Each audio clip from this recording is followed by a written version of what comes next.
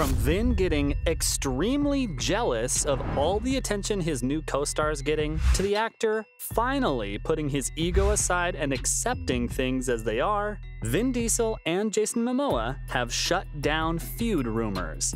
The Fast and Furious franchise is full of testosterone, with grown men acting all manly and macho on screen, but then they act like that off the screen too, which is a problem. After months and months of rumors, fans were relieved when Dwayne Johnson and Vin Diesel finally called it quits on their beef and Luke Hobbs returned to the series. But now this is over with, rumors are going around that the Toretto actor isn't happy with the newest member of the cast, Jason Momoa. Turns out he's not too pleased about Momoa's over-the-top performance in Fast X, and on top of that, he's blaming the Aquaman actor for the film's less-than-stellar reviews. Now, the thing is, Vin has quite honestly built the FNF. I mean, when someone says Fast and Furious, the mind immediately goes to Vin's Dom saying, family. I don't have friends.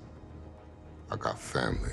Doesn't it? But fans are getting over it now, and that's exactly why Jason is being branded as the only bright spot in the film, stealing Vin's thunder. The movie's box office returns haven't exactly been the best, especially when you compare them to previous installments of the franchise, but everyone agrees on one thing: Momoa's performance was the highlight of the film. A source close to Vin Diesel has said that he's jealous of the guy since he's the man of the hour right now, so considering all of that, this does have the potential to be Hollywood's next biggest feud. But it's not going to get to that. You know why? Because Vin and Jason have addressed the rumors. Crisis averted. Fast and Furious co-stars have said that everything's great between them, so there's no bad blood. I'm not gonna lie, guys, the situation looked extremely tense between these two. It honestly felt like this would be as epic of a feud as the 2016 Johnson and Diesel beef. But then Diesel did the unthinkable and actually talked to his fans, reassuring them that nothing was going on. He posted a picture of him spending time with Jason on Instagram, and they both look extremely happy. In his post, Diesel thanked his co-star for creating a unique and special and scene-stealing character that the world won't forget. He even ended his caption with, "All love."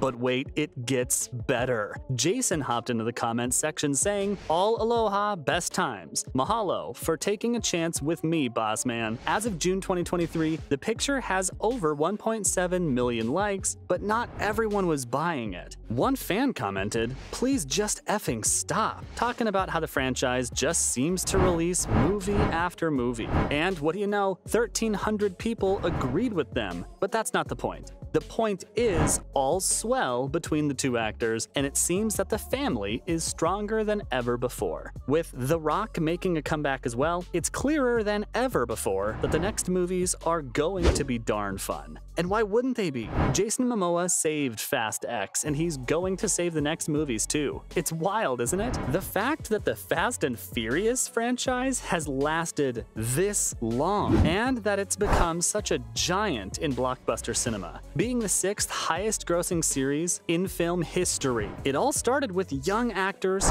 fast cars, and lots of illegal racing. But with time, the family started getting involved in things much bigger than themselves, from stealing a vault full of $100 million to helping the US government avert nuclear war. The family went through it all. But the current generation of Fast films started to fatigue the fans. Because think about it, the franchise built its fan base by showing car culture, and from there it became like thousands of other action films produced by Hollywood. So they had to do something different this time, something that would help them keep their fans' attention. And that's exactly what Momoa did. With his overbearing daddy issues and his extreme hatred against Dom and the whole family, Jason made the franchise interesting after a long, long time. His entire storyline was about revenge, taking down members of the family one by one, piece by piece, considering how in the 9th film, 2 members of the family went to freaking space, beating Tom Cruise's Mission Impossible in the space race. The makers of this film had to get creative to top that. Cue Momoa. He isn't just the guy who saved this film. No, he's also the franchise's best villain so far.